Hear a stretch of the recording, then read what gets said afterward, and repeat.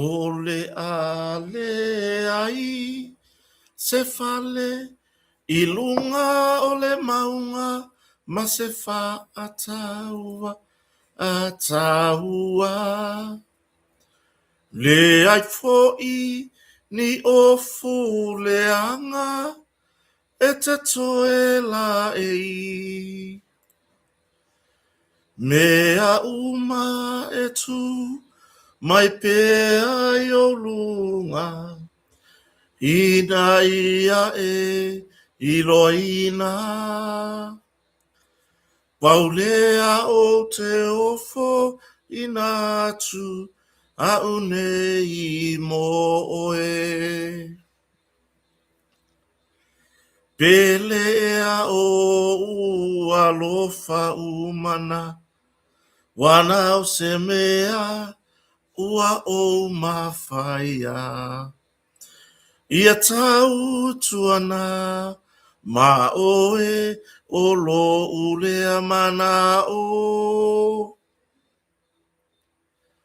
wale o ni auro o te avatu o langona o maya te au paulea o te ofo ina hatu au nei mo oe ole ale ai se fale ilunga ole maunga mase fa taua taua le ai foi ni ofu le anga e te toe la ei mea uma e tu mai pea i au luma ina ia e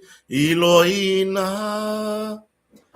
paulea o te ofo ina atu a unei mo oe ta lofa lava ki ora good morning good evening good afternoon good night Eoi, malo lelei, malo ni, pula vinaka, wakalevu, ole ale si tatu fatalofa.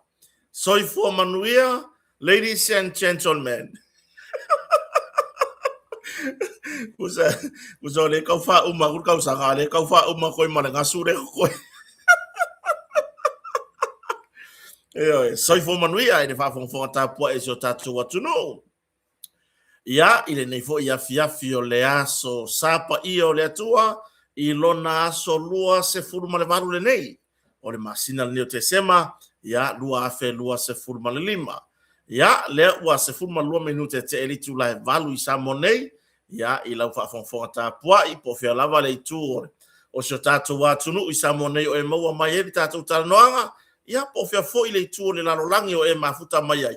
Ia, e tu watu le au fatalofa o kota marfaleo e fa feilo ia I lo to pa ia mo lo to malu ia o ta isa le mu mai le tato tai sili ia lo to soifua lau le lei ma so ne yo la vai vai tato mafuta fo ile nei taimi o le afia le sa pa io le tua ia tato tartala noa ma fa so fo ia ingai mea nguki a o koyo ngai kausanga ka ko wa ko iloa ia o kwen swanky le va pe mai le os futolo minute te ele tu la e ono I Australia e ia le voi fa filo I mai William Perepon so I fo manuia ia o mataua nonu ia Sefo Nicolau fa fetai fa tasi mai Amelia fa moana virtual early so I fo manuia o Loni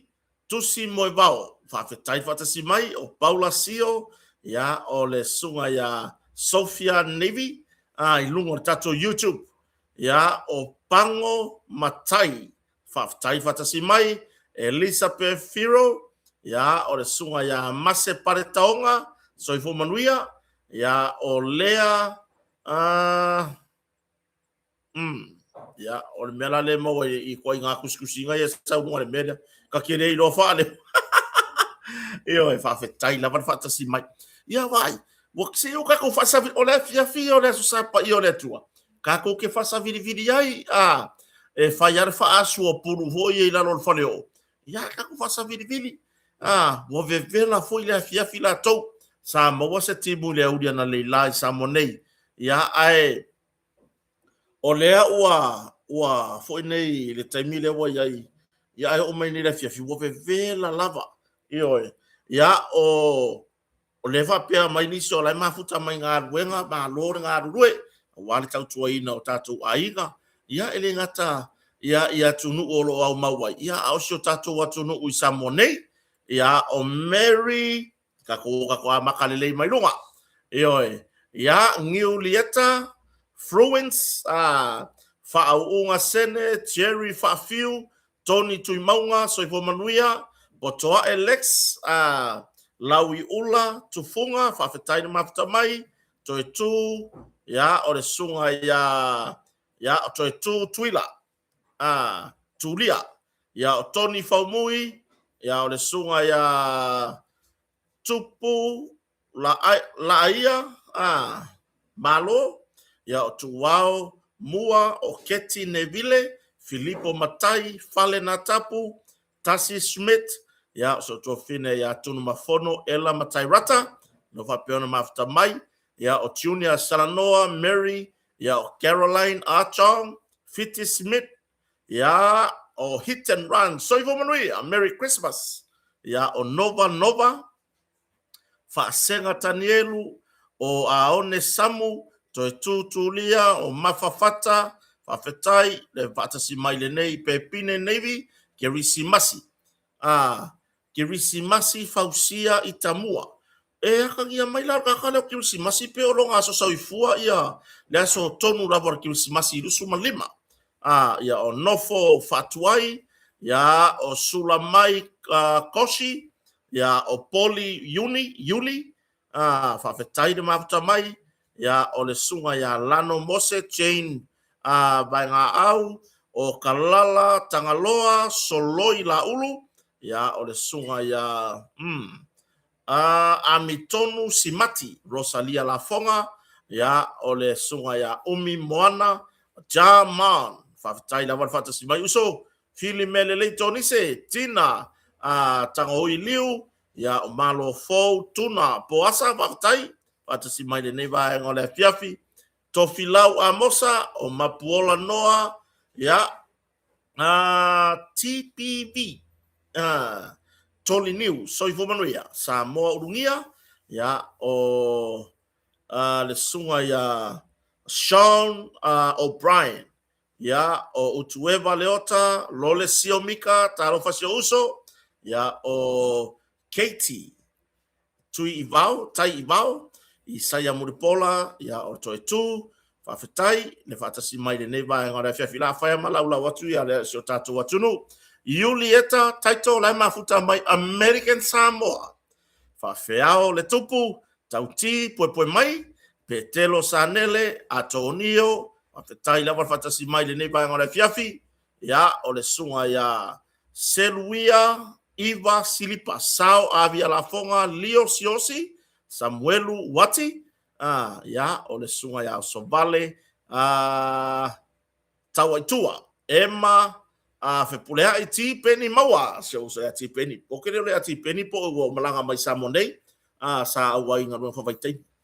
O lea fo i uso se tamari e sere tina e siona ainga, ma le whao ngā le lei o le tūlanga i pe ona iai, ia nai ngā runga fo i o mawai i ngā runga whawaitai me pe ona iai, o se whataita i ngā leo te whai ato i esi uso ya ti peni maua. Ia marto tele lava o lo whao ngā le lei, ia ava noa, o ava noa lava me tauria. Ya o mata ilinga pasi le mafuta mai e malfaletua ya koko Ernest Smith afa masanga Sam Nomeneta fa fitai tele mo vivi ngor Christmasi ile foi mari ele to tau fa ilo no na sauta ua ya ele ngata o ta wina o na yalo mafanau ile tulanga ile musika ya a le fa ilo ina fo i o le taleni o le musika o kamala ya le ka sa o ngoka o ma ua mata ringa pasi fio pe ka fio rolo kwa ya matedi ngapasi o matedi ngapasi anu elengi ngoka wala ki au longa leo mo ya e fale ko ngala ka mo ora ka ngaka le ako ngal musika le ya le sunga le ya famasanga Sam no meneta sopuanga ya manu ya tele Krismasi ya te le uso ya male hainga ya se uso ya Sio Crowley le mafuta mai ya wale mawa se ava no uso tate filo iwa mai makiso kurukuru masio uso ale ale ya rule si asi resi ke la ngavo ye fa mo bo nga tiaru ya si se uso ya Sio Crowley marfana ya e fa se ma kala ma die la lor ma mangolo idu marfale ola mafuta mai o New Zealand le sunga ya fa masanga Sam nominata ya male hainga foi ya tina tua ana aunga tuile toa fa fetai lava ya otina tango ai ya le fa peon mafuta mai Melvin tuiloma Melvin tanu sen yo sunga ya tuiloma ya ile sikanga ka le musika o tuiloma ile le si le mor kapenga mo mor sound system foi le mo meu kapenga o sipika ma me fa penga ai le se musika aku le malu e oki aku foi ile ako e oki ya o ke loa nga va pe an ka foi lolo mai le I mai o loko e fe lolo ai me ya lo ke lo ko inga le pese ya so ya le mal fasala pa ngale le ola ka mai ele yo ya ka ya ka sala mai rungole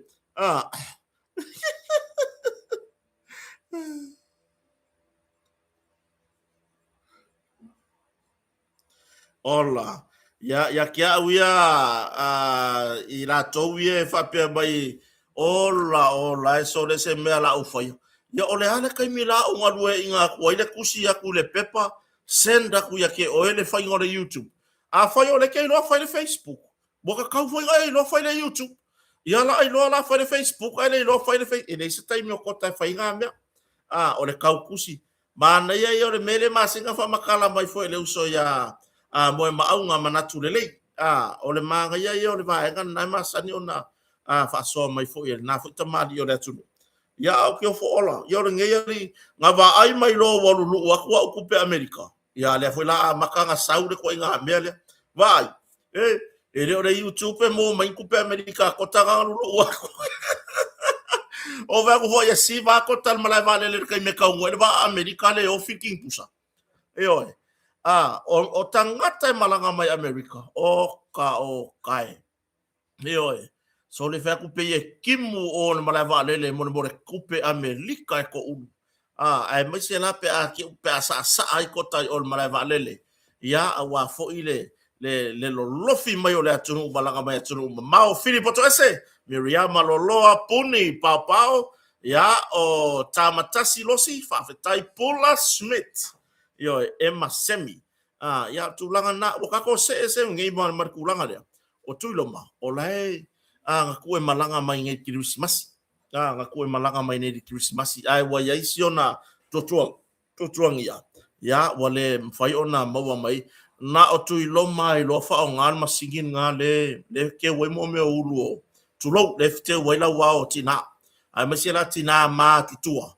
ya mo ye to mai o to ina tulanga te wina la wa lo matua ya le na wole o mai na ta fo ngai samonei ya o tu manu le malie taseu ya Onessa Tyrell ikitau so homonuia ya ka kwa kulunga ka ko YouTube le vo mafuta mai ni se so tato watunu ya o Sini Loau ma fetai fatasi mai ya o losa mai fair fetai ya o fale valu na tapu ya o ai le si le wa ya kure wo fatasi mai ya o alofa Morehouse fa fetai la va mafuta mai Tamara Matamua fa fetai fatasi mai ya o vai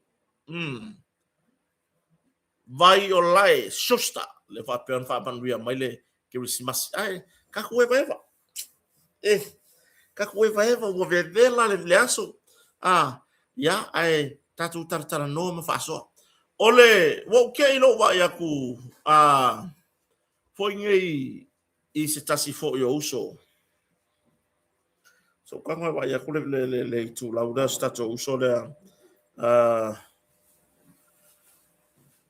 le safa pe ona o se tamari I fo ia I longa fo ia I lo fo ia so tato tunu ulungo o tato ulungo penga ta failangi ia le la o ta fa ma ma sion ainga fo I Samone ia ai waka ke ila I lo ka ba ia ku fo ile ile kulanga kanga ba ia ku da ka malo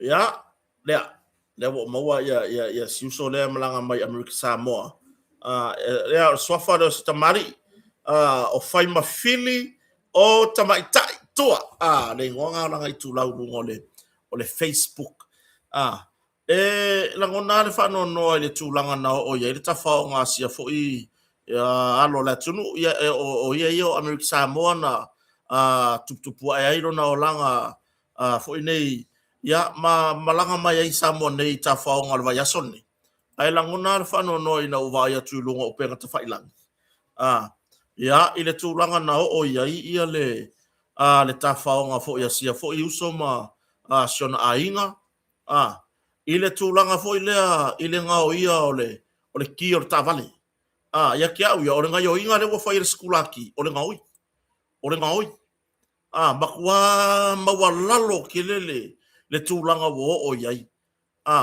Se va iai mole kangaka wa waku yeri whako kuanga o se ngā ruenga a vea o se security. Eke maware ki or kāwale. Ngai kauma whaila ia le ki koe whafoi. O le mea sawa e te whafoi e pe te reporti iai. Eke li poki a ngai le officer o le reception. Eke li poki ngā koe whafoi ngā re kūranga I le ki o le kāwale po le ki o le poku. Longo winga, e akangia mai, I lewa nga whaia skula ki le mele o le ngā oi. I le whakari mā lo le Sheraton. Ia, ele o iai se tūlanga a fia fua le Sheraton ia I le tūlanga I pei ona iai. Ia, ai o le whaki ngonga le skula ki lea.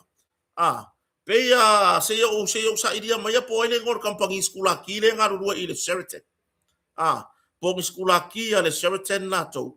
Po nisi o fuinge o securities fo ia company ye ngā rurue a wale pui ngau o nei company o fale o loa ia mano fuanga whapea o le whanonoa ia I le tūlanga fo I lea wo mai le tawhaonga sia fo iuso I le tue tau wha matala I lunga o le Facebook ia whai mawhini ia ai wo mai le wo mai sa sa marita mau ainga I sio tatou watunu e no fo sio tatou motu tua o America Samoa ai wo mai mamalanga mai I Samoa nei e sa mai le tamau ainga io mau mai se I mai moina fo I le matango fio sio tatou watunu ai la ngona le fano no le nga yo inga security le sa ia I le tūlanga fo I le nga o nga maua ki or ka vale le alu e mo moli I le reception I li poki uma iai mea. A wa ako e sue ako e a inga e ongarki. E whai ngō whianga o aku mau aku I. Vets tae fu whaftain mafta mai. E whai ngō whianga o aku mau aku I. O le mea la le a mole. O le maua. Kanga o la ia ku fo I le kongu. Lenga sola I ka vale. Wo mana tusi uso ya whai mawhiri. A vele ofiso leo. A walawa age e inkeu keu ngai kua maka abu whapengei. Ave I le officer leo. Ave le officer leo. Langa e le longo winga wa leva nga fai. Longo winga e o ai ki o poku. Wai fai lau tala I le motonga. E I le malo le fai talia. E momoria nge ailanga ki I le reception. E tuku wai. Ai aru e fai ana fofuanga. I le manatu fo I le ai te ua pau.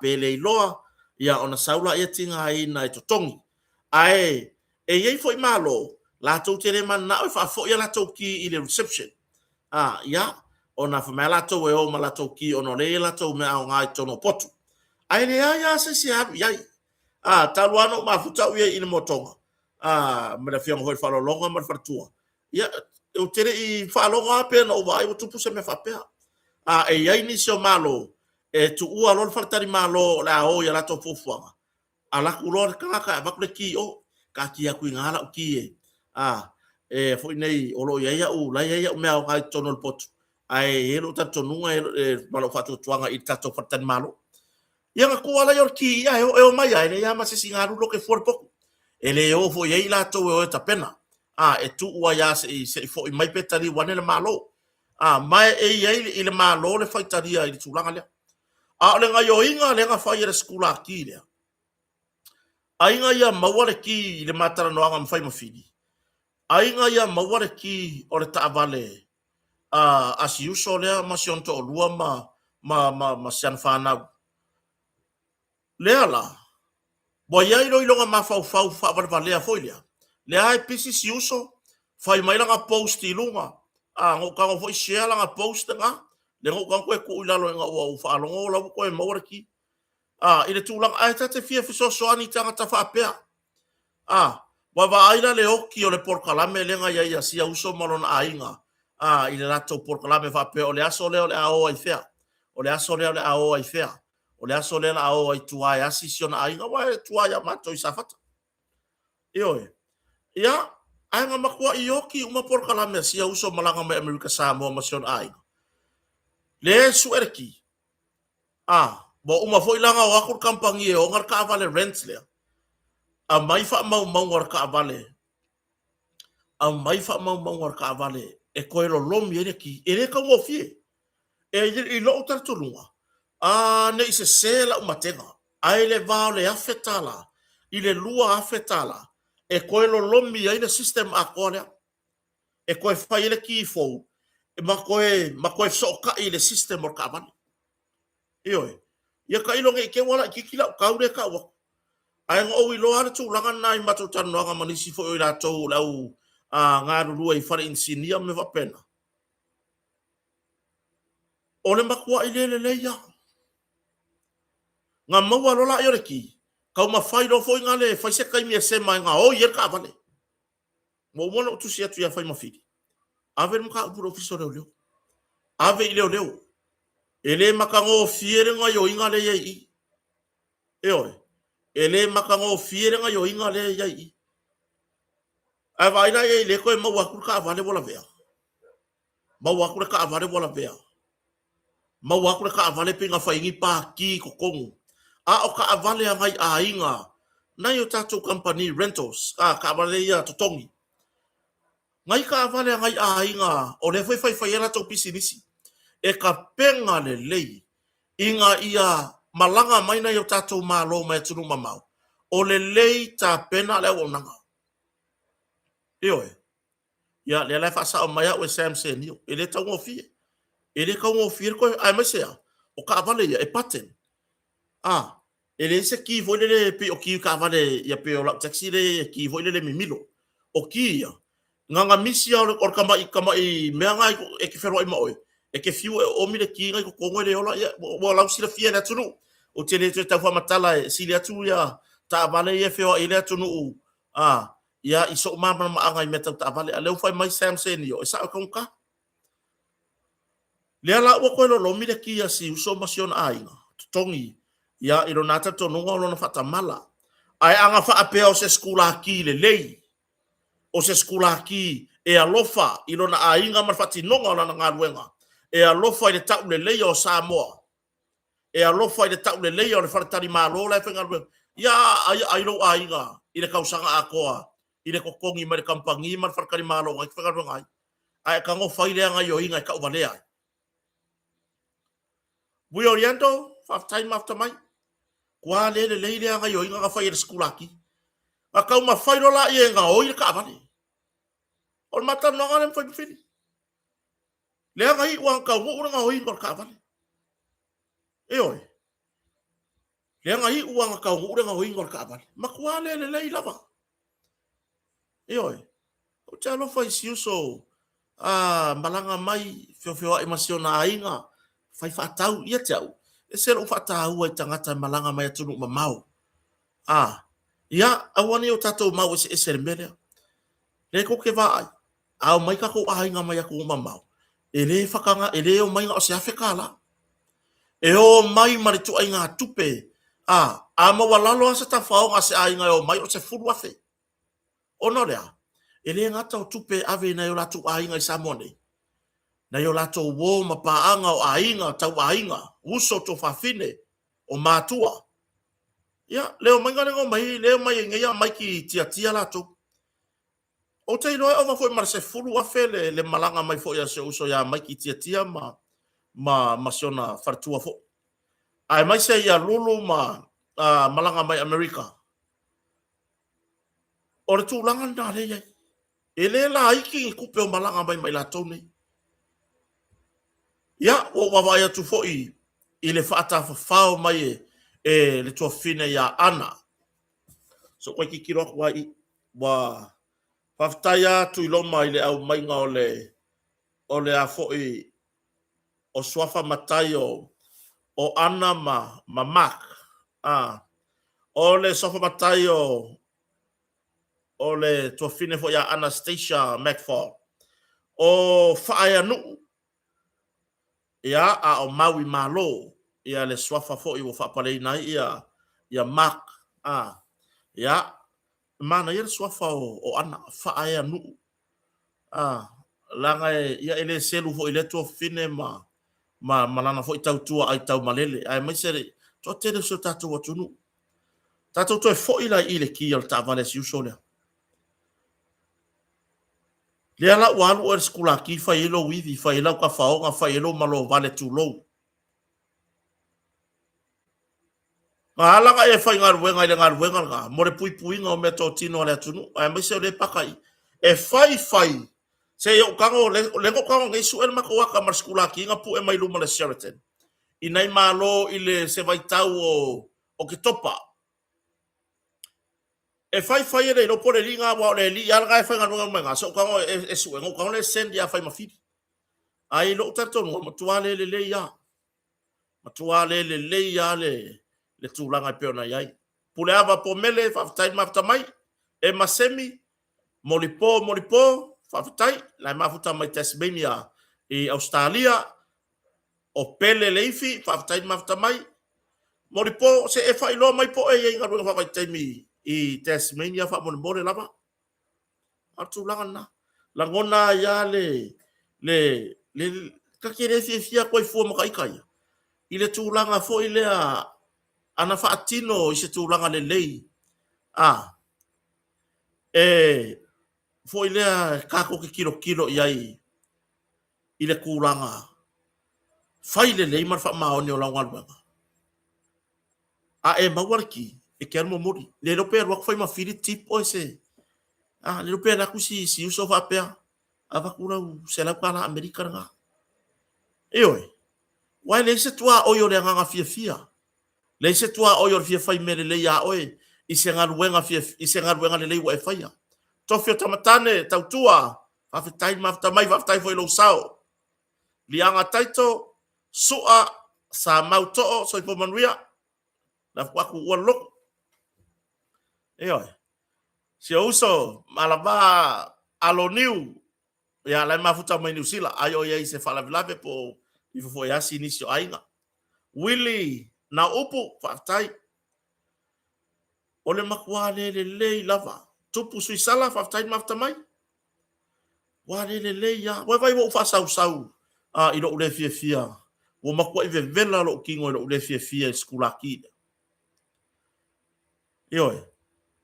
me ngai la ngai report mai se to fine ya tepra le to fo ia tu nei Australia le kulanga e foi pakalang ka vale il fartani malo le ele se tu langa morta langa ino fartani malo ya mtuale le ya unanga ale Sheraton o ko ye skula ki le fa ye ko lo langa maluanga yo ele va le ka ka ye malanga mai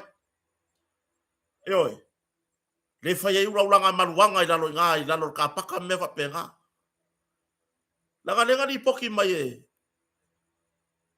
e se to finele ma sontinama malan fa na no for certain tu langa ye fartani malo ma tu ale le ya ai fa matala se to finele taimi uma o to paka la to ta vale lalo e kurioso la fa fole lo makua mara makamaki onga ele mafai ka vale oloia ioe e oloia ta vale le kai mira le kurioso fa fole lo makua makamaki le maua le ta ai ele manongi le tonu ka pakari lalo le wa fa ilo atu po ai lava ta o naga securities ya se itanga I fo ya ele o fa ya kwa pu le o nga fa skulati e o ko fa me ya alanga o le wo o mai lava tala mai takata ele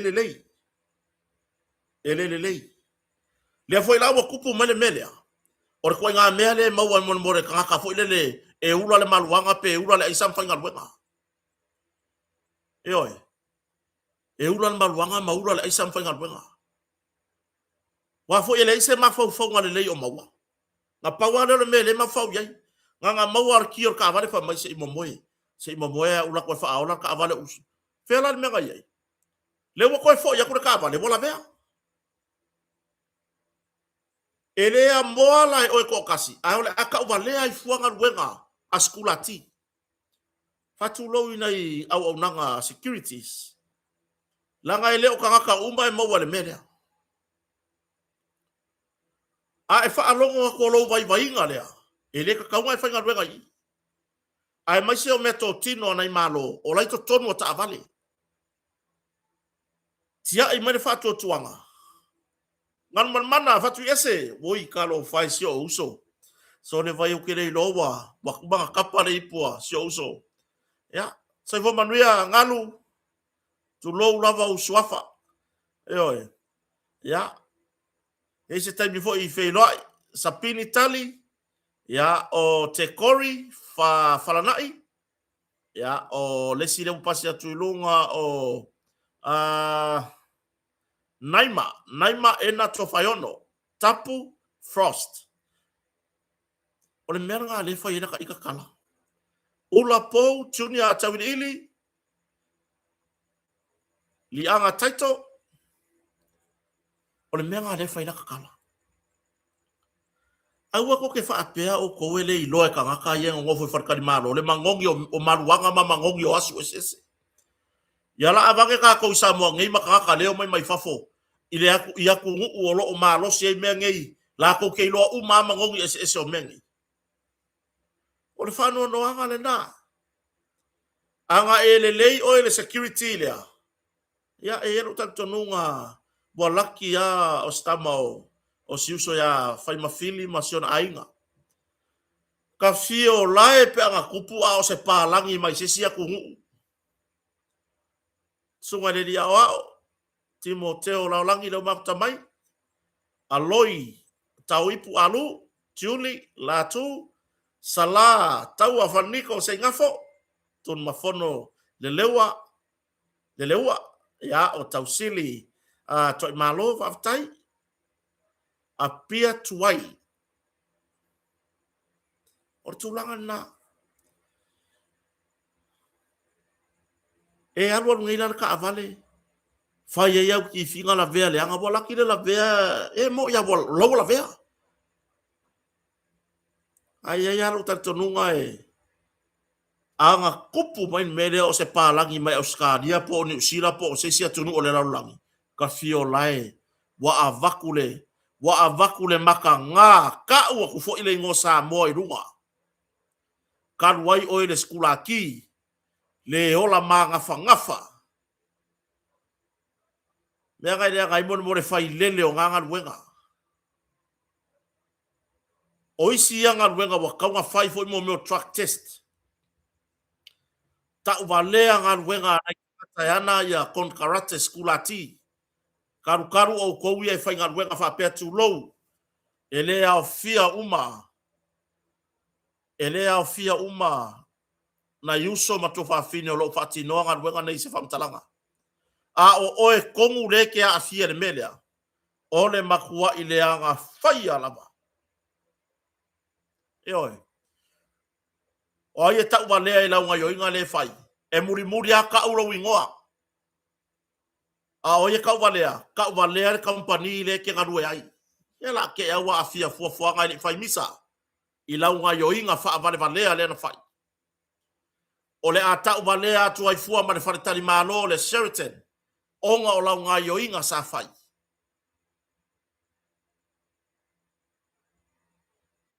Ai, leanga e ngofo se ia ava noa lor ka vane mo whai ngave ese ma e la kulonga oi, menga kaurenga oi. Talo sia, awa ave whai mawhili ma ta upure lau kisa leo. Ai alo tantonunga tu alalo lavai I si uso foi, ye le o seisi foi.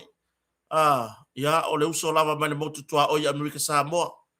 Ia tantonunga ele whailoa ina ele uso I lunga o penga ta whailangi. E pui foi o Samoa lava I nei Samoa I nei a tātou I Samoa nei. Samoa foi Amerika Samoa. Ai anga wha a pēr o se pālangi mai se sia kungu upo ai. Wale lea mai foi ka kou I lunga. Pese tā ia feta manua tele le Kilsimasi. Agustino Ngasolonga. Eoe. Bena lela ngona I whano noa. A fianga o ngā ruenga. Ma fua mai aki oe lea ka ngaka whai ngā ruenga. A fia I fua la ia o ingo o ngā ruenga. A nawa u whailo atu. Wa ngā anu tā upu lea whai mawhili. Lea lawa u whailo atu ai foi. Ile po oai ta mali I po oai nei a inga e ana ia company skulati. Talo whai. Ua tau wale ai fua mga kampania nei nei a inga. I mo meo ka ngaka whai ngā ruenga. Ola le popoi tulou. Le wha matala ia na ia malo. Na ia I le Sheraton. Lena malanga e se atu le po la so luful farm. Lama luful lima. Ia, lena wha matala I le tūlangan na. Ioi, lena wha matala I tūlangan na. E waku kurioso I whafosi ave laka avale paka. Makua I ka ai le mangongi o le maluanga I lalo ka paka. Ia e lewa lea tangata I malanga mai whafo. Le lofi le mafuta mai Melbourne. Ruta Fruen. Ia, o Saini Fialelei. Penyamina Farefatu. O Mary Misa. Whaafitai. Ia, o Fipe Sua. O kama o Whango'u. O Esther. Ia, o Sia. Fia Fite.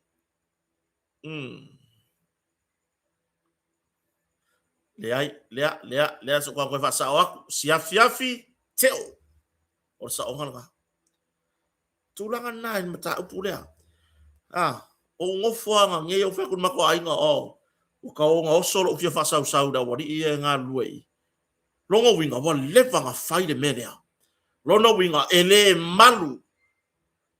malu ta avale ma lo da wari I fe nga luenga I lono winga o le so e mea o nga I Ioi ngai loa, le lopo wa fiangi ako, e pa ui o, e le oi koe wha foi. Au wa mafau fau foi lele. Wa mafau fau foi lele o le laki ni melea.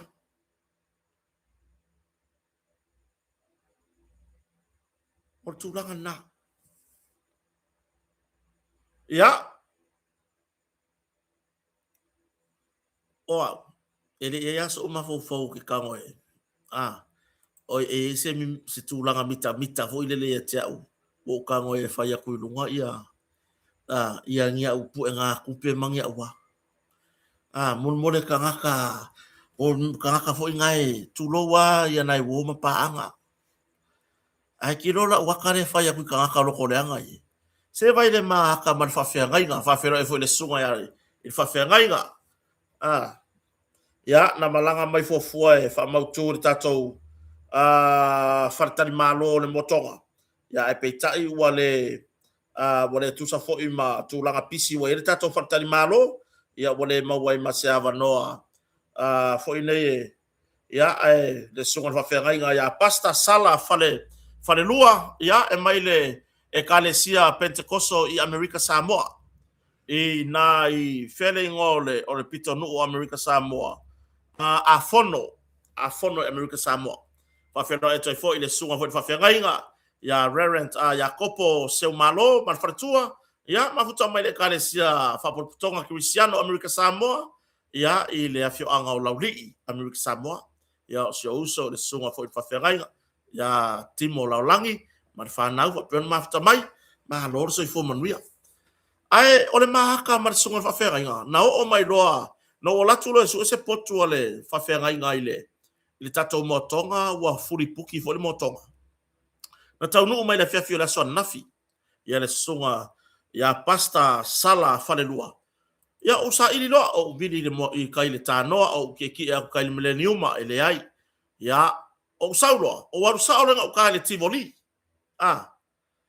fai ngale le poko fa ku ngai kenge e ka ngu mai fai au ngai le pose me a forfa ngai le limo tau no i le fartan malo ya le we ta penanga bo bona sa uni tu pot ai la ga o mai ale ia le sunga fa fera nga bili mai lo e fai pe o fai ele ai se kua o yo ka ngaka fia i se au nganga o ka fai nganga bili mai fa mai kota se sau se o kari o le sunga le fa fera nga le sala unga mai i le fata singa le fata toile tu sa mo tasi por tato fai nga malo le sa fai mai oi America Samoa laki o le olanga mo fonua a fono so o maua pa po le sa wor ko malo ya para au me no si fa fera nga kota sau se wakari ya lang u fai lo sa fenga so sa le wo i fa le kali la ba ai ta wa na mai lava le ma fai le na na mai o te watu ya ora ko ya langa sa si fa fenga nga male nga fia mo uma ka penga aku le poku le ai ma se tu langa sa wa o lo le potu masion fartua ya ma wa uma foi fa tai foi fa tani malo ta penanga sa ya ai me okup e po ko na ma ko ka ma su fa fenga nga ai oso mai lo marka ka foi le wa musa sai le loto fa pe wi ka lo sia e umar ka usanga ngei lua afe lua sumalima ma umma kwai makaka fa pe ka foi e feola mai e loko leanga ka kwai ka foi ngai e va ai lo maka kusa o maka e mafu ai nga va ai kwa maka ile mea wa umma ile ka ki ngale loko pupula ku maka i wale le mai le ai nga ki ngale loko va ai ku ka se mai se vai fo ki ngale loko kilo mai loka faka e ke le ku longa faka ki ngale loko se vai wa ka o fa aria de malo faka inga ia fa ki nga ki di ro loko na la fo mai rola nei la fo nga le ma fa se tu lo o ke le fia mau mea mai ele o se kaka mau mea ele o se kaka mau mea o te vai tau ma fai o le mea o ele ke fai ngei ua makua e ro ko le anga pe o sau ai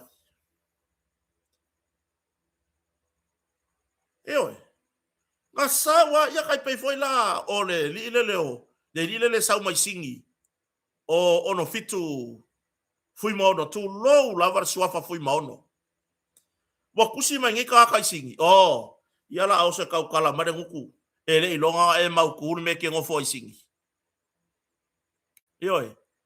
mai o ke va ho akua kanga ka kau ya kota ngai singi va awas awan mai mau er kai mi awan mai mau er kai mi uma nga ba ku ngale post nga ufa adia ku ai le ma fa fai mai ai la wa fi wa vidi mai ya ele ma fa nga fulu mai la ngai ma ke le friend saulo malesi ngasu va pe mole valea wa mafia fia pole ale kelo au kupe pole ale le fa mai ke fer wa ile ama le ka vale la po ama le ele anga lolo loko e ke mawalalo ya inga e makwa e mawalalo ya inga o elea ongo fiku fui maongo ya nga o fa ku ke o kere kalia wa aila wa yo inga pe ele o se kama se kakaka o tamal manu langa ele fa pe nga fa na o tangata fa fa na upu matala fa fanga upu matala a kama mangu ngai oi O elea a ono fitu le ke ngofo singi Australia. Oi. E o ai kanga ko a inga. Le nga ka ngofi kusi mai low background o ke re fie kala ngola ia. Ia e lo le. E le o kanga ka uma lo a inga fie ia ke oi. Oi. Ia la ki nga lo loko wa. E ke ngofo Australia e la menen ki nga mai foro loko ia kia. Wa mau ku akule meu ke ngofo ilo le mea ke ngofo Australia. O le tira. E le yere mene le ngofo ia pena sabe atama yawe. Ia. Ile tere mana e fao ele. E ti Apollo se la ngona. Ai, langa bo so mai a mele ni. Ah. Usa wa fafa mai le si valea i lungo le si valea. To tele woma paanga. O tau ainga. So tai mai. Ah. Le wa la ko lon me ka ke ngofo i. O wa nge ka ofia kwa. O fa ku yo ainga awa ko e pea. Ko e pea. Kamba ngai fasia i kala. Pe e fa lava ku fu spa po vi pe afa ye ka kai kala. So ye ia. Le foi wo va ai mai. Isi ka fa pe nga pu e ku ka mar sunga fa fe nga. A wo ya vai le sau. Ya la ke ya wale nga mai fo le loko. Pe ko ke manga o ngi pu e so ka kai se fa fe au. Tu lo ya sunga ya pasta. Ah sala. Mai America Samoa. So ya ia. Ya o nga ya ku pe America o le ka pe nga ila o malanga ile. Ile fai unga le lua fe lua sfuru wat. Bo se furu wa fe ku pe America no ke ka ofia. Ka pe nga yo ke la ko ke lu vai Trump, ke la ko ke lu asi Trump. A le wo solo wo fa oso mer ki Apollo wa kwa la pu ero la wa kai. So ye ya. Se akele au mea e ke fa fe kai mai vi ia le tua te fa pe fo le li e fa tai. E so ye ke kule ia i lalo le si uso tangata a ele fie ya kota. Malonga fare o. Awe ke maka mai fua. E ki ngai foro loko. Alu e maka ko por kalame ke fie yai. Oi. Alu e maka po kalame ke fie yai. Ku mai lele ko kele anga ia mako woma pa anga e maka mai. Ai le fie maka o alu e vai se me ke maka yai. Mo ki ngari loko vai ifo malai va lele kufir kupe. Malai va lele kufir kupe. Ele o se ko kongi o le au nganga le o ke faia. Ai le mafai le nganga o tangata le nganga fie mana nganga fa aftai. Oi. A ku fa kasia o komisia ya o kampangi. Ah. Kai pe o le motonga mana i company ta vale ye matou te ngalu fa tasi ka vale rental. Okay, no hela ki kere ko kongi tu lo lava. E ko ki kia ku sa mar ko kongi o pale mia le va yaso. Okele fia vi ila se kulanga fa penga. Ai ole alofa ngia ele atua. Oi. Alu oi fi nau. Alu oi fi nau. So ye ko ke fie la fo nga upor ka fa vale ya kia. Ngo fa vale ang ko kupe. Nga ye se kai mi ngo fa vale ayo ko ngia ko kupe. Nga ye se kai mi wa mai mau mai so ko kupe wo ka fa vale o ko. Ma au ban ko kupe ya kia. Ese mea. Oi. Leise mea. Ia vai ele ngo lea. Ah. Hili faki ni Violeti. Ah. Balanga pala vale le la fo mai lunga ka por kalame. Oi. Ka ko fa au kala ye. Ah. E ko e fo ia ia. Ave le lei e whaonga le lei maia pe aonga. Atulanga na. Tato o mai ngā luenga ale mtanga luenga o malo le malo.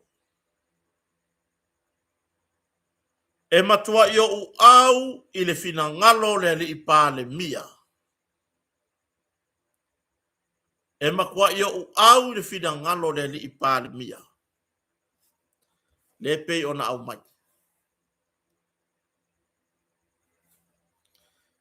Waka kaunga whaasara lau waka o i la kou. O lo whaonga inga whala au whasainga.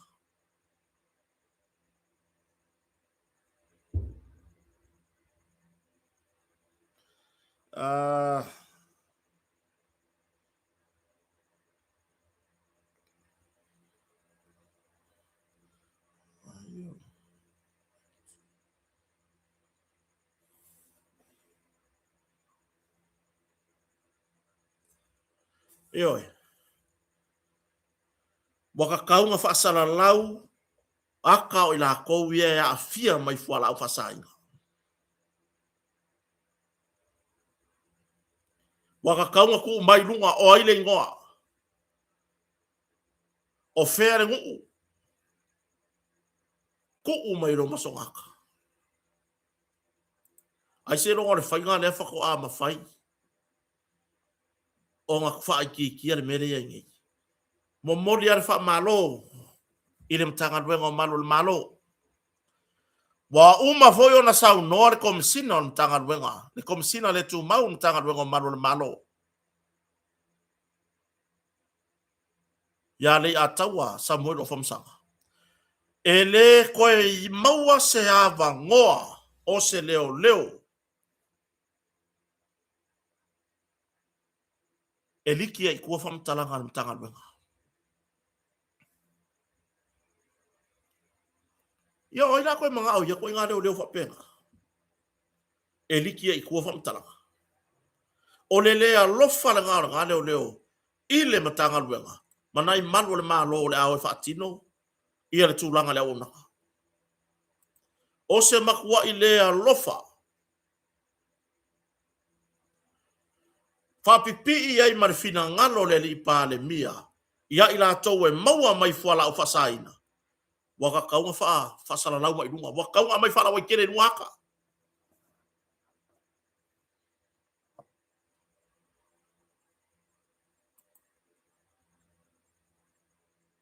Kurioso le si muspepa lele whaasala lau mai. Le tūlanga e pei ona iai. Whameo si oso wha inga si se. Ale mtanga ruenga. Ioi. Lewa kurioso. Whai mai meia. E toi fo ia tula e tato por kalame newspaper. Ai o le winga o whamtalanga. Wa ta tau lava. O na tatou whaia se si whaatulanganga le lei. A whai wa whaasala lau awa noa. Tusi taro sanga atu. Whai interview. Muni muri no track test. Po le alo pasi aku i le maua le avangoa pasi aku le interview. Ai o aku loa i le track test ke positive ai. Le ai, e le kaunga e maua le avangoa. E le ka kaunga e sau whai ai. E le ka kau fo inga kukua kua se avangoa whapea. Kua kure fia masinga le ai. Aua lava. Langa ele mau faa. Ele mau lea faa. Fuala au fasa ina le alui. Once you're in, you never go out.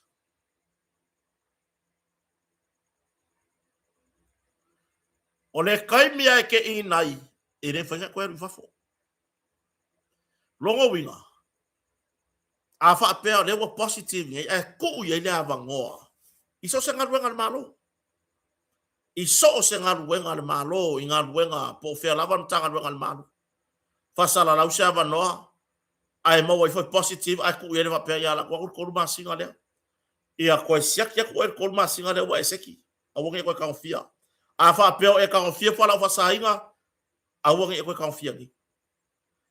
O ngā ore ngau ngau ka inga i o kako maua mai le experience lea. Le kua inga ma fau lea. Le ai le kele. Whamon mole le pisa si le kele. O la le alo ma whanau le atunu. E le onge tangata. Samoa. E le onge tangata ata mamai le atunu. E mawhai ona se ei awa noa na. Whamon mole pisa si ku wakuro e mar truck test. Ku ulo e mar truck test. Se i wa ai.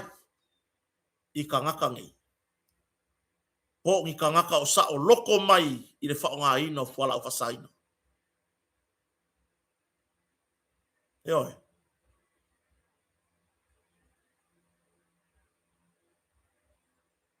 Kako whaiar kala fu i lele. Nga kako la iki mai a. Ngau kako o umai. I kulanga o ka whaonga o le lalolangi le ngai awa malosi. Ka whaonga i whare pia ma o kalapu whapenga. Ai o ke o fo se ka ngaka. Wa whai se whaangau. Wa whasa au nge maua se awa ngoa i ngā ruenga le lei ngai ala malo. Ai kango ai whai ngai kua i ngai o inga whapea. Eo e. Ai kango ai whai ko i ngai o inga whapea. O se makua i le lei. I lo utartonunga i le lei. Ia la songa whai ai whia. Mole ai a e wa ai. A e alofa i lau whangau, e alofa fo i whangau le akungu. Eo e. Whawhetai a i le tūlanga i o so whainga al tanga ruenga maru le malo. Wa ma whai o nā o ina mai e tūlanga i whalau whasai. E moni a la e le i uma mai tutonu. Ai wa iai le suinga i le vai tau le nei o aso fia.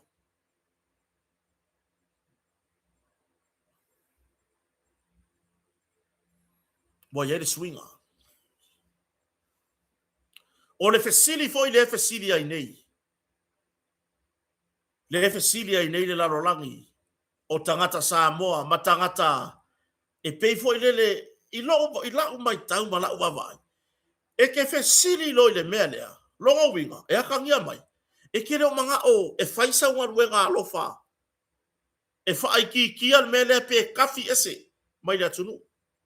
E pe e akangia mai, o lea e ke la lango i le mea lea. Wai e nisi wa fisiringia le fionga le komsina. Ia o le whaadinga leo manatu malangona e pule lama tangata ia.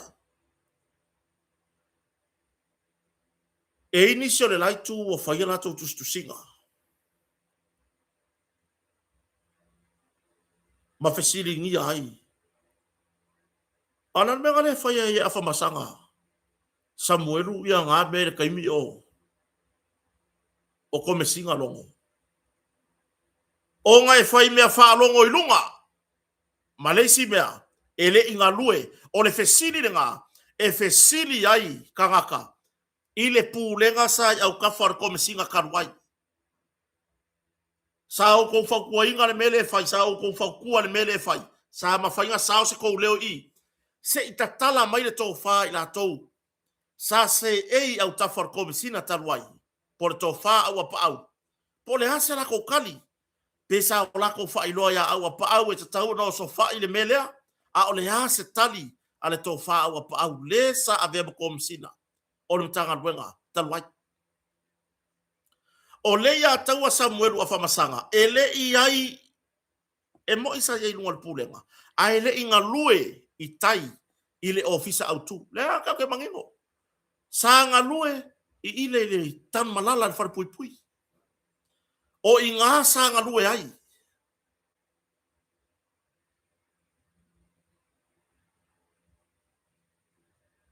A e sa i lalo lava o le wha marumarunga. A le wha urulunga sa iai. Po le komesina o leo sa iai.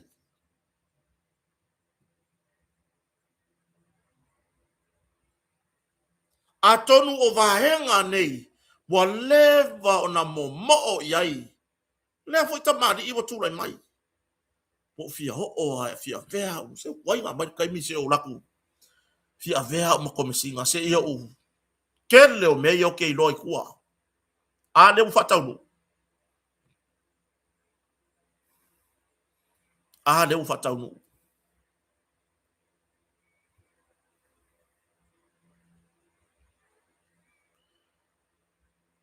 pe fai mai la ni so fina ngalo wala nga fa pea o nga o le ngau ngau le ava nor komsida e pule ala o ko i tau fa winga ina a i lo tatonua o a uia nga le nga fa afkai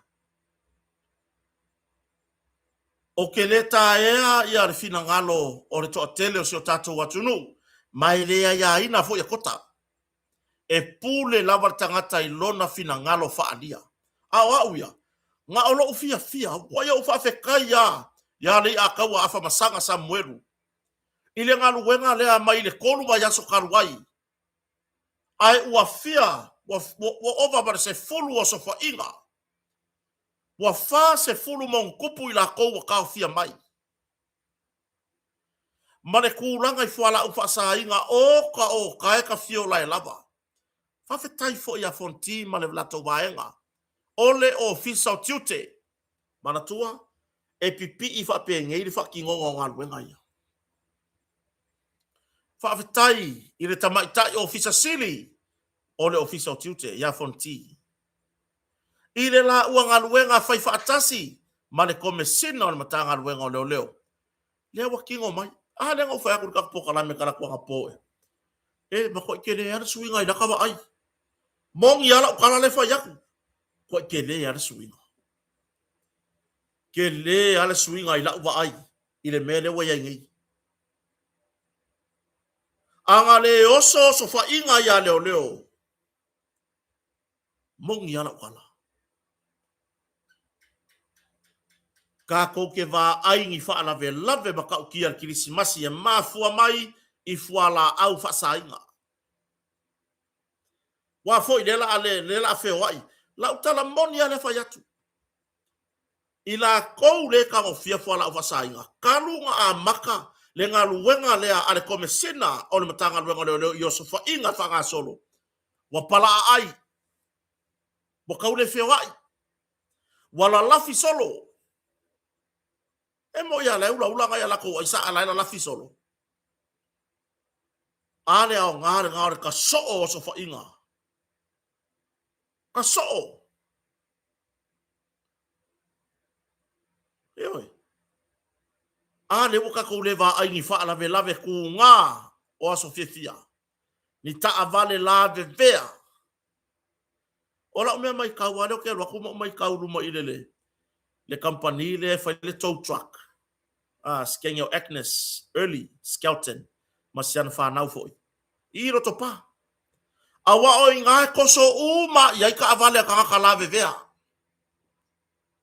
o ke la kwala ki kilo le ka le se e ya na ta avale la vea manu a miti foi le ka ke vai e wala wala alu le pa oke o le wala wala alu le la vai alu le au pe wale fio wala wala po ala dia tatou fa ninga manatu e winga ile fati nonga asia tamali i watu lai mai ile taimi nei ile matanga luenga po le fionga ya le ataua Samuel o famsanga ia tia uia o tele ya ina lo to finangalo ai wana ole nganga fa fitai ya tia ile ngenga luenga tele to watu yai mananga luenga fa minister le fionga le li pale mia le fionga le aule le mali toa o le tai moni le na filifili ile atua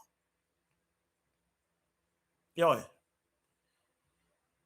nga sau ngai le ali lima momoku lele le ali nguku fa vale lele oi o upa nga sau ngai ma nga kala fai mai o ai sala audi nga maua mai fea ma fea wa kaunga loka o ya kala nga wa kaunga fasi o sesi ya kala nga o ai le tai le wa taula mua le taimi nei ile o sofa inga o mea uma o lo masalo mia i fuala o fasaina tai o le malo o ia foi o le minsta o matanga luenga mai o le matanga luenga o le tu ai ngata tonu wa le te tau ona yai le le la le mali toa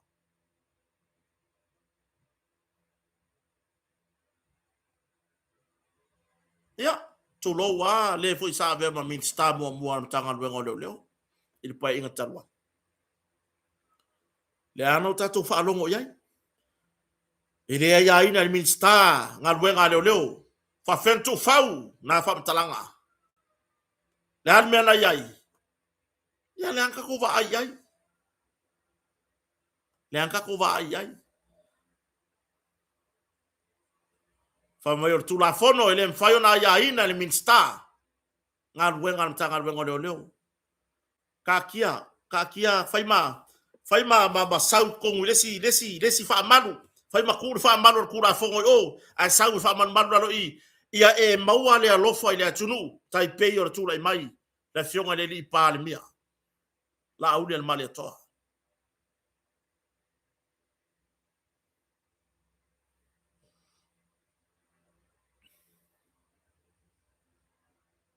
yo tele ma fa matalanga tato fa longo ye mai tono tanga luenga na tai le mo makanga dia mai ai a faila wa sau a fa masanga Samuelu le atawa e nga lue ma wa so ana o so fa inga i rona taimi o avea ai eri ave mo komsina o ia le wa tau avea tiute o komsina tiute fa komsina tu watu iai male alofa o le fionga le di pale mia ile atunu male popo lenga i fala au fa saina ku fa kasi oka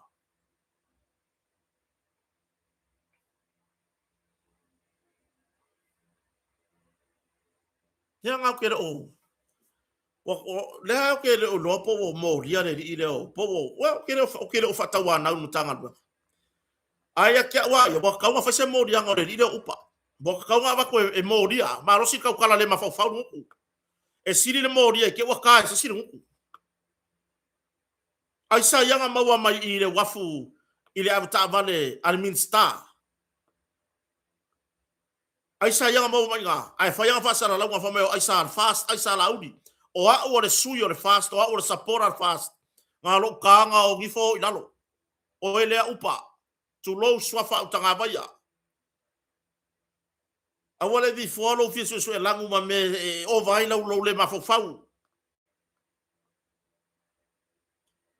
kele ko lo fa ya o e pe ka fe kawi o kele ko lo fa ya o e ke ranga o le si o mori anga le la so o e le mo fa ya nga sui ya u la ngonga inga wa ka fe lo ima inga wa o maua o i lunga o le fa lo ia la ke fangua mai nga sui ya inga u la ngonga lo ka va ya ku ke mai sui nga u la ngonga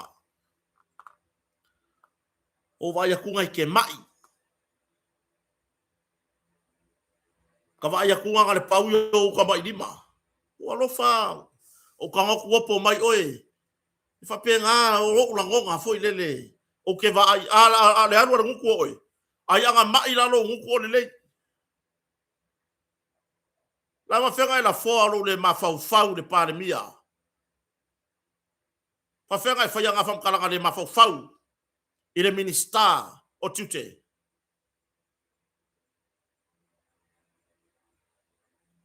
o kere ko ya lo fa ya oi na bo fa ya ku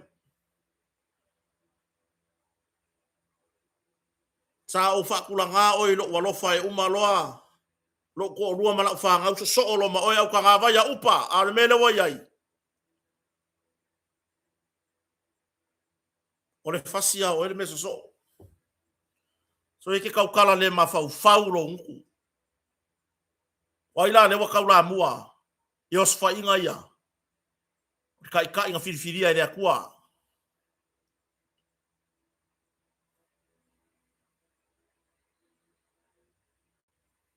bole ilonga se me ke ka avale ai aga e ngofo i pe i le fast te lo pe ke wo fa ile fast yo ka mai lima fa pi ya la le gasu nga ile ta yo le tuangai ma le nga va nga fa fai ale hita pipi e ko er wakula ya fa ilu ka fa valea ba e fa sang kau mai i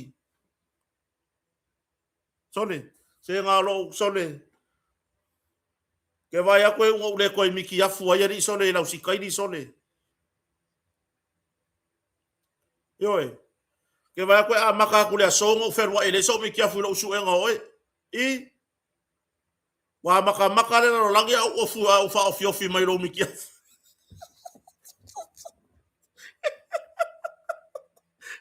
Sole. Mele ia sole ki nga kai fe ika sole ko e meli ka kai lo stu tala wenga ma semsen. Sole. Ki nga ko vai mai ro ke ka ya upari e ko ka fo ili fa ko e mele. Upa. Sawe fa ma walalo sawe. Se mo le koa nga ke pulero nga loko e lole me fai. A fai wa sasa vale le nga mangu le nga kaimi. E riki le la vangoa sawe. Fai le o wa masangi vo lungo pen ka fai langi ni foi. Fai sa fa mkalanga ile atunu ma di die yo kala i lungo o lo wika malea. E oi. Ya nga bo ke wa ile ko fer wa ye. E oi. Nga bo ke ya wa ai makai nga panke ke le fala ya ka wa ile o se afkusi. Vai wo ala fikusi wa ile fi sa fa ka wa.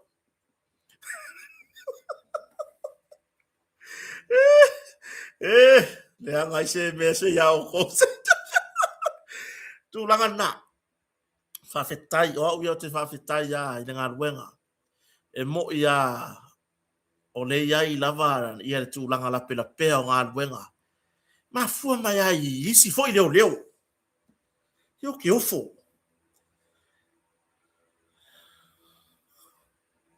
Que ofo. Que ofo a wia. Mo le ai ya o ile sa e. Sa li ke fa mtalanga i tua. O le ai ya e ma fau. Ina yo uso na yo to fa fine malo le malo. O na ita yo mtanga wenga le masani no yo sfainga. Kiofo. Anga waku ngai la bo le van ka fanga mai o. Yo. Anga waku ngai la le wa ka ngo vidi. O aku ka fanga mai mali li o le asia la ngona ya oe. E ki e umai lungo lo muaulu malungo lo ulu kumwai malau lo ulu. E ki e umai lunga inga. Le mea le anga le wa e faya. Le wo sau no manino le atau afa masanga. E le koe karia. Mai o le sau no anga foi le ala fionga le li pale mia. E le koe karia inga ka whapea. Kuli. Ave loka. Ave mo lia. Ave mo lia. Makua le anga kele. Ke ofo. Anga fai nge ia mea. Se mangu whapea nge o fai kirisi masi whangoa ngoa sio kako wakungu. I se oki ngaka tu lou ro ngutu maleafi. I se oki ngaka e mafua mai. I le liki kua o wham kalanga. I le o sofa inga karu wai oe le leo. Ua e whaka malai lau kaukonga. O lou vai inga o le kupe, o le aisa, o le ova. O lou vai inga le ngā. Ai ua lusi ai lau kaukonga o le loko whamaongi. I le whatinonga o lau ngā luenga. Whawhetai folo uloto i le atua ua le tupu se mea. E oi.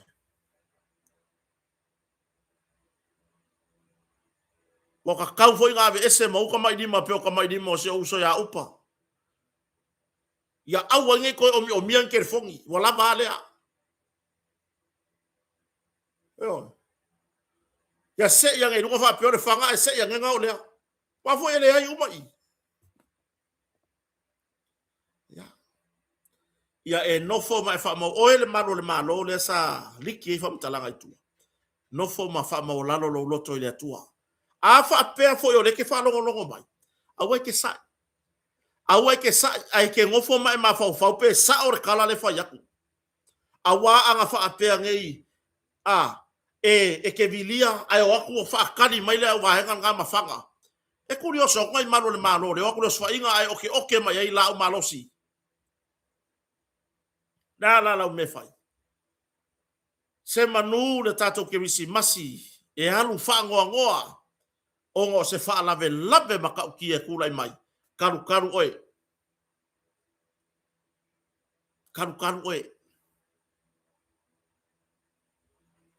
wa ave o ai lo ko ma fai e fa sa inga mai i la ko fa ka wale aisa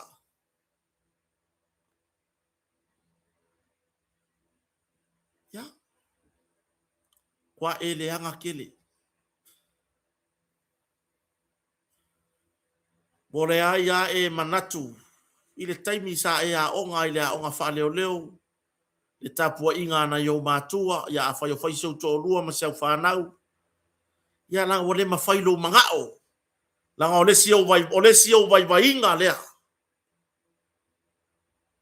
lo manga e ke o vale aisa mai kilo solo ile la lo langi o le anga sala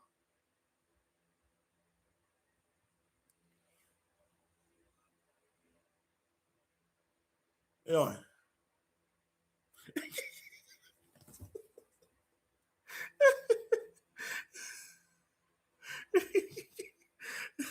ese ale vele si vai ele wari io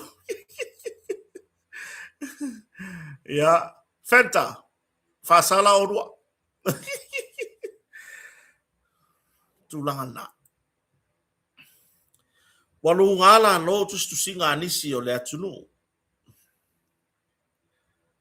nisi fo e lango le lai tu ona wale maua o lato sui fai pule ia tulanga i tofi tai fono o le bloketi o fon fa vai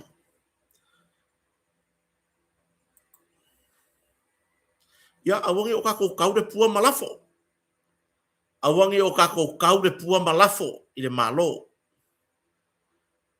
ngā lava sa wha mangingo mai ma au mai taito tivori lauku mai o eoi lea lava na tu mai i lunga whasara la wino le ava noa e anga vaai sui uma na tau vare whai ngā palota e anga vaai e apalai i le tūlanga o le tofi o le taitai fono o le bloketion miliona apitai ya to avalu ele i tusi taro sanga ai na faile tusi e te ena ai fai ngā wha vai fōu le al malo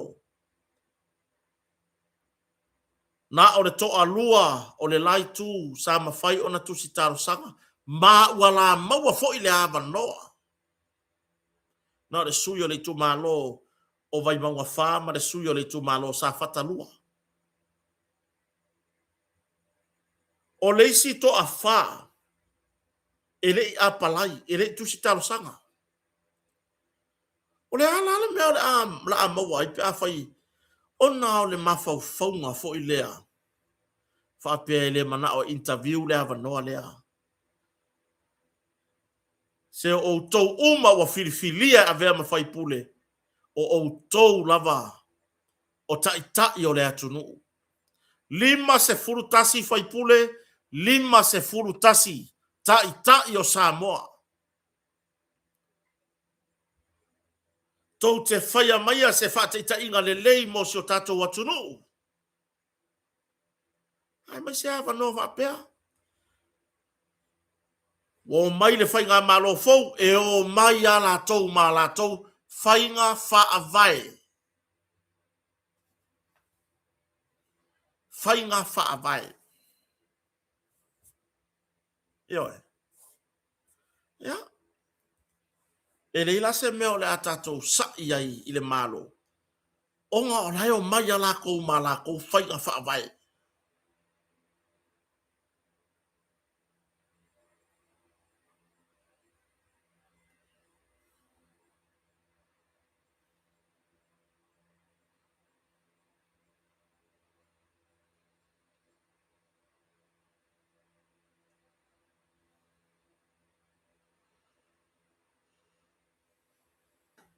o le mela lea ia marilia ia a wala ni o tou sai ai sa tatau o na tou whautuaina o tou sui whai pule se o pe tarusanga o yo pe ki o ko maua ia ava noa ia oi foi o tofia ia o sui au i tu malo o sui au i tu malo e oi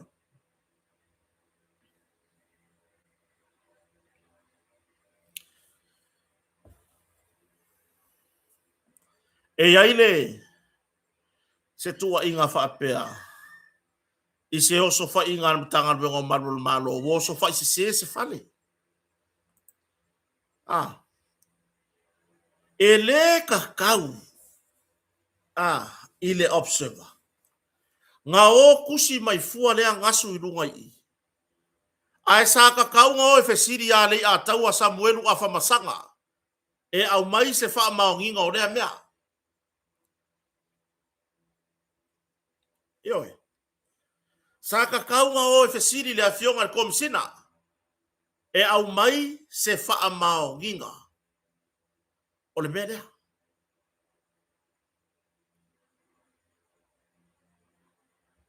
Bawai le se senga o mea. Le suenga o tero mapu tulou. Le aga sue ai. Ai oso fai se ai le taimi o tula i mai ia le tō wha au pa au. Ai oso fai se ai.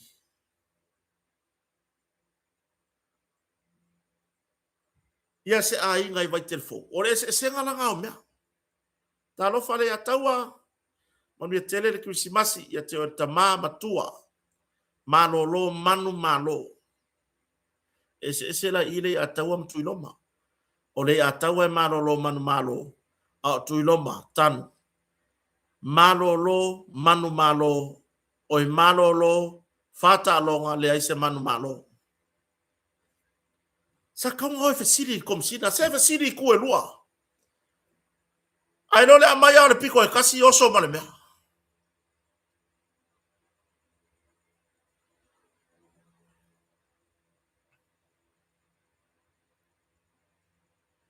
E mawhai ai a inga kaka kuri oso ake whai mai sone. Le ua mai oso whai ma kowe ha ma. Kusi mero e o kowe runga. Eoi. O le maa ngai o le melenga kupu. Langa sa au mai le wha maunga le a inga. Ma sa koe i o e inga e le pūlenga al matanga luenga. O leo le nā taimi. E sa o se le a inga nga oso i ele mea. Bae sa saua i lunga le tua fine po le tina talavou leang sau lunga. Wha makala longa finga ngalo e kusa ai ma leo so wha inga. Nga o aku mawhanga i kokongu. Ka i aku whanga i fōringa. Tu watu le whana i le muaulu. I le pūlenga ntanga luenga sa iai nā taimi. I leo so wha inga nā. Langa mai makui o le mai suka si o nako ka maa. Ai esere a inga. Ai esere a inga.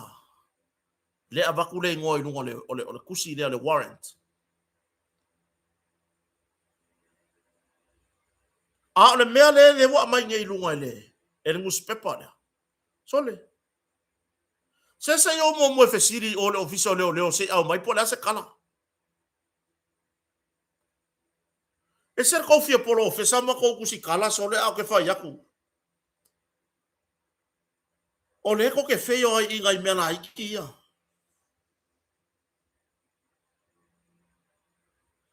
Le nge ya ko ke feio i mea na iki nge.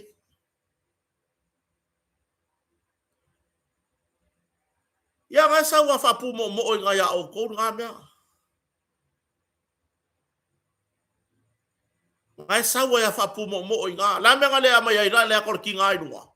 La me nga mai le nga le ama ya le akor ki nga i lunga. Yo nga fam kalanga wa o so fa se le la ko fale. Ma fu mai le sa o ko mea ngai fai. O se kala fa longo. Le ko i fo kusi. E fa le anga ile nga luenga. Longo winga pi aka ngia mai. E pi fia le vai ka le o nga le pepa le. Foi ngai mo me ka u awange ya lunga so inga.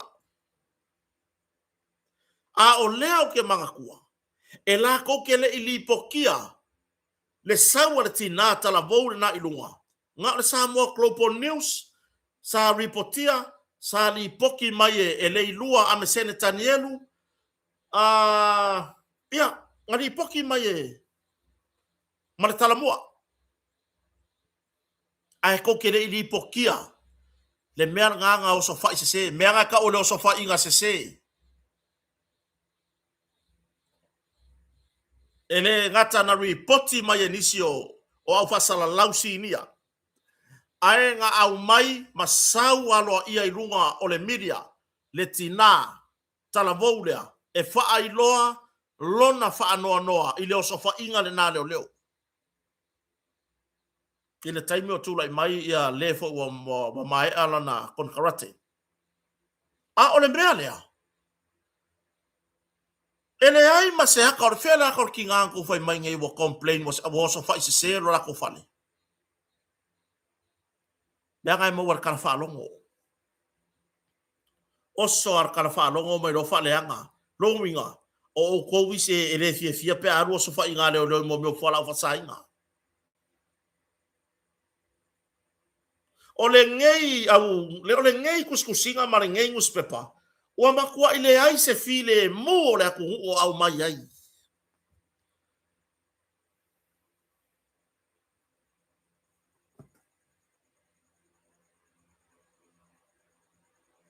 Fea foi kou me ko kio e pu e mai whakalangoanga. Alalan me o kou le whakalangoa mai finge. La me o kou le kāngo fi whakalangoa le mai finge.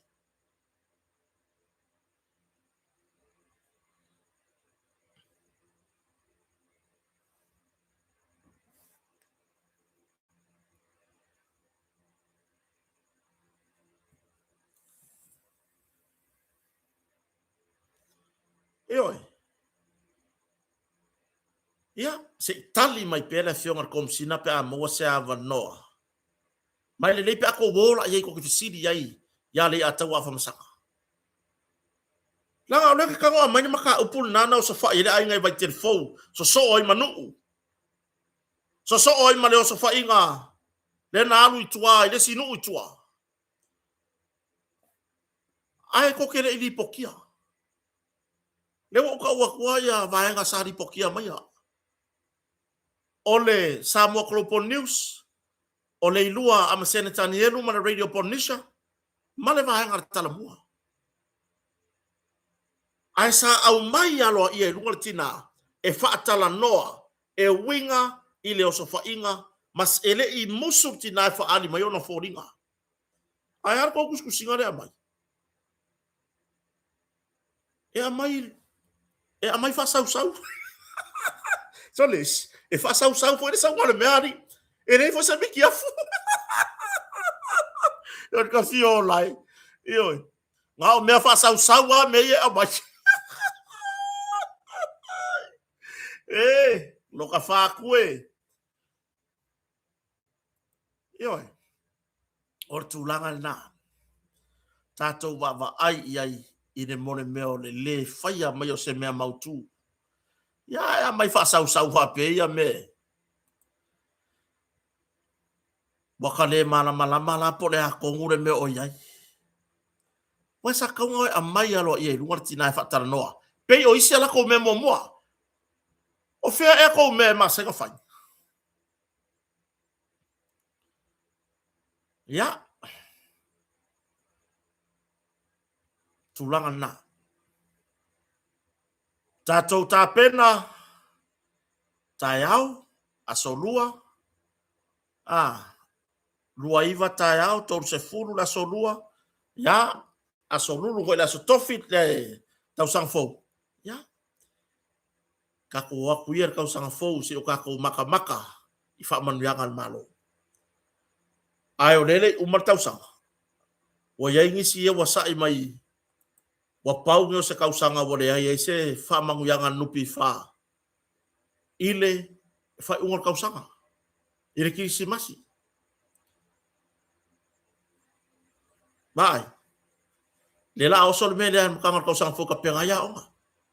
Si nga o kakai rengi wha ngau rengi a inga e. E ngau e mai wha adu sua vai ale pia. A ole au whai sao whanga uma. Le ngau. E oso mai kako usau kako pasenge ya yang wali e ka penga ya onga. Io a o ela le se fanga a o le ke ngau makele au kala le malo fa mai ngau mai no ya la uli al mali to mana na fa nga malo le se pasenge ye ai valea akula ya fa di suava ya le fia ma ko nge fai fanga wa le la kala nge pasenge ya yang wali ya ma wai se so so nge ka penga ya onga fanga ai ale kele o maungonga kupe ia ua kakala mai na malo ai 5% kului ma kupu mo mole me ale ai se me fa pen kupu mo no nga tupe mo le atina ainga fai fale fa tau fanua fa tau ta vale ai 5% kului wa va ai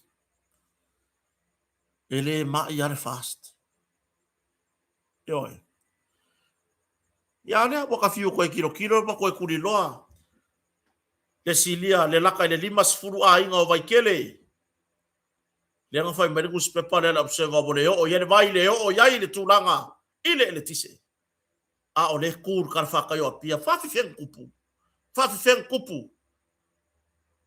so le se amangi me fa mi kiafu au ale amai fa sa ko fam kalanga langa o le ma ke ngofo i fa le aka ya la va fe ko wo fa le aka mai fa le aka ma a ingo vai tele tu lo ya se ma to nu vai tele langa o le ka u mai runga i kuskusinga ale au ala wanga ya mo fiu re ko kuri loa po fe o yai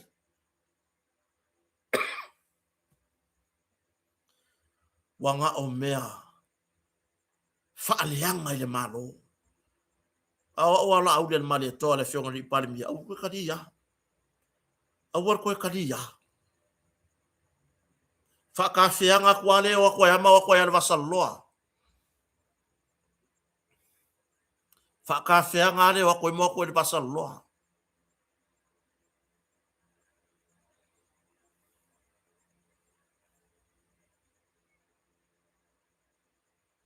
ya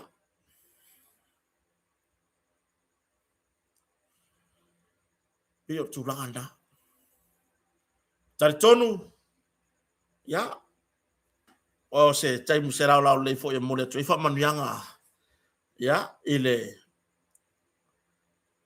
se alo voi fa seno ile fionga le pulo tato compagnie motonga le fionga fa longa ya pe matasila ya posiciona fine matua foi ya lewa fa sua faina le sua fa sala ya fa manuia tele le atua ilo tu lai mai tau singa foi ainga ai mai se le tau tuaina o nu e kalesia ma si o tato watunu la wa fionga sala maraya ya manuia tele lo tu lai mai e oi ya fa manuanga na pa ya kota marfaro ya ma so tolo man mafanau mon mole toile ne ya fiafi fa manuanga ya mai la to u malavana fa paleina ma fa aina swafa tau ainga ya inofo ma safa ina fai ya ina nava ya so tuana ya tu ya sanga ya nela ia tau tu o tatu ainga fai la auto tau tu e pe na masani ai